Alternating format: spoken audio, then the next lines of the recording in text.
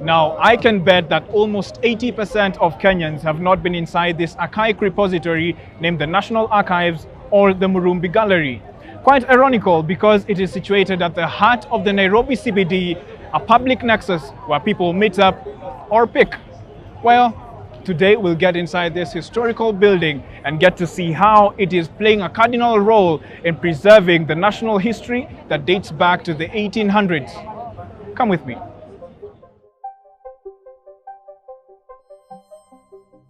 At the heart of Kenya's capital is this iconic landmark, protruding with its antique architecture.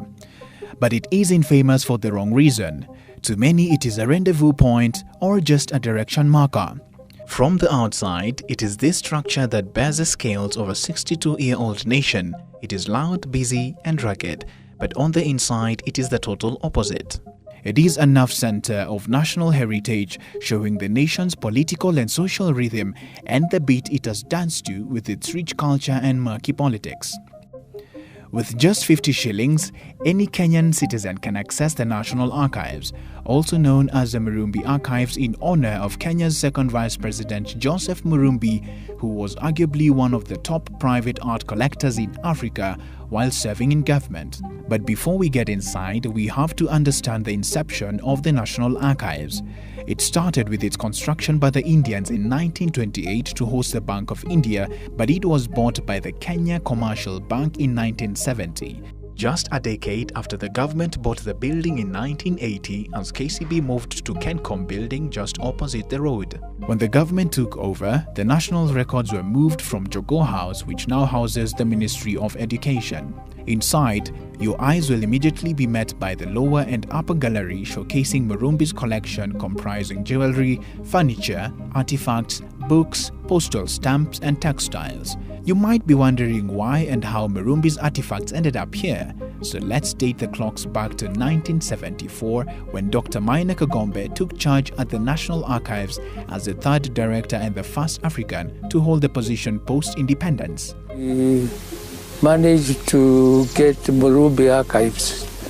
We call it Antiquities and Africana. And that one, Murumbi said, how can somebody come and say, you want to take my archives? I can sell my archives to anybody I want. And then I told him, I'm sorry, go back to the archives, act, and you are the one who did it. You said people should not take records from Kenya to outside. Should be part and parcel of Kenya. At the time, Murumbi was approached by foreign bidders to sell off his collection, and Dr. Kagombe ensured that the artifacts remained on Kenyan soil. In 1976, he published a gazette notice preventing the disposal of antiquities, which was instrumental in acquiring Murumbi's collection. This is Charles Okumu, a curator at the National Archives, and he takes us around the lower gallery, showcasing collections from the coastal people of Kenya, artifacts from Uganda, Nigeria, and other nations.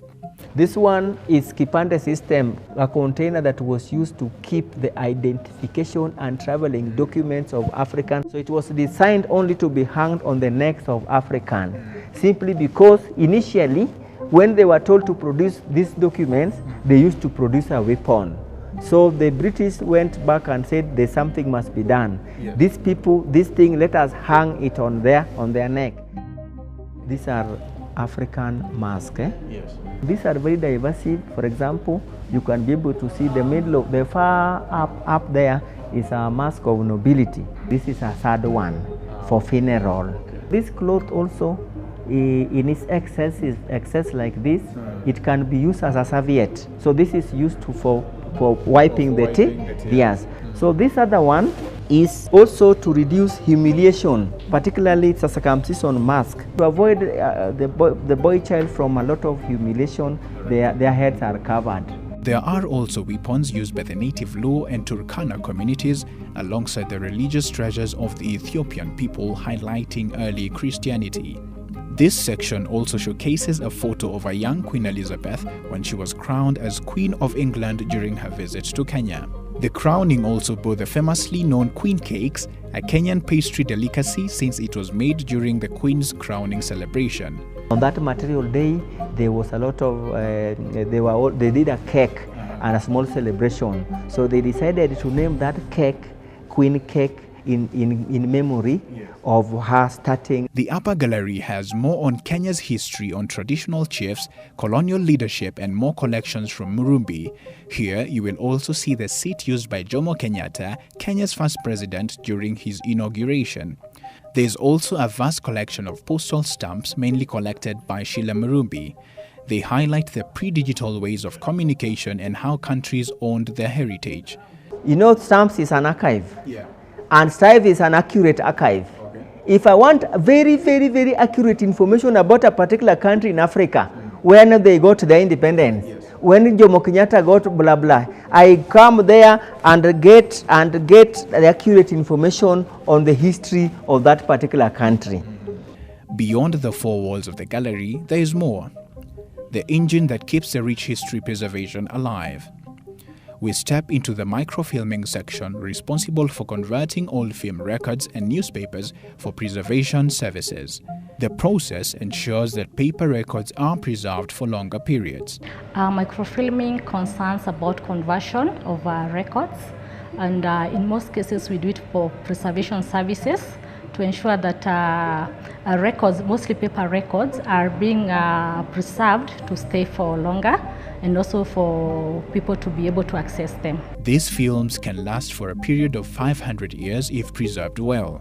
Catherine says that they are all kept inside temperature-controlled repositories and are only used whenever a conversion is needed. We take a look at this old newspaper from the early 1900s and a microfilm that is mostly used by researchers and administrative bodies. We have migrated archives, the ones that were repatriated from the UK. That they range from 1880s to the time that we got our independence, that is 1963, around there. Then we have some like newspapers. Some of these newspapers, we have Standard, we have Nation, the Kenya Times.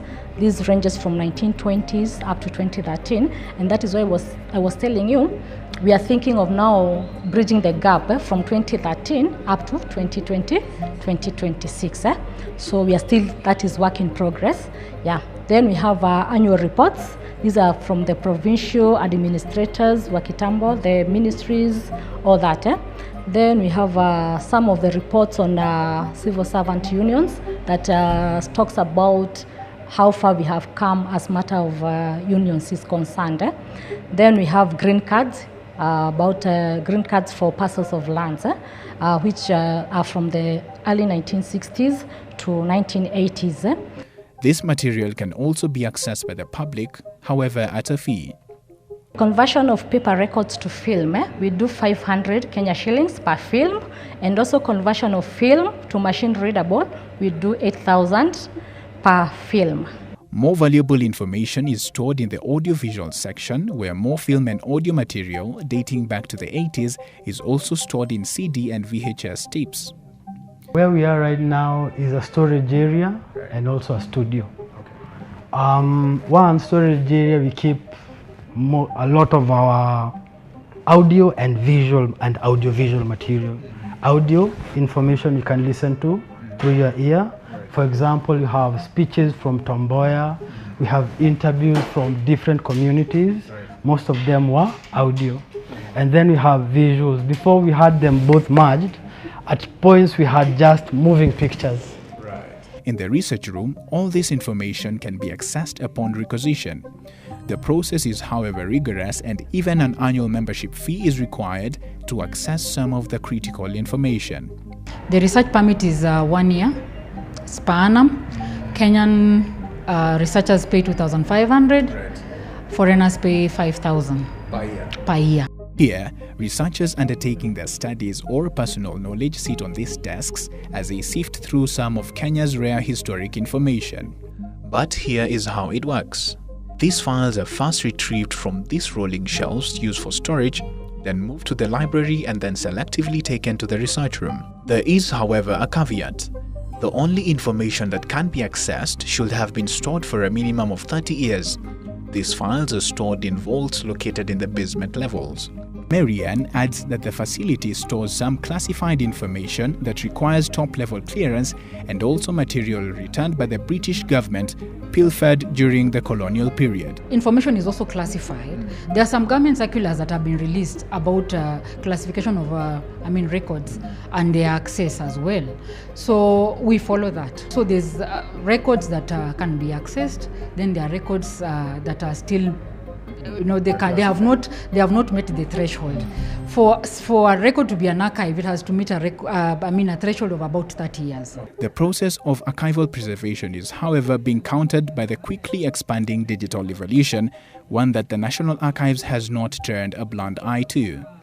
Security is also keenly observed within the facility as rigid measures have been installed to ensure that the delicate historical material remains safe for posterity. The Kenya National Archives, it's well secured in terms of security, man, and all other factors considered.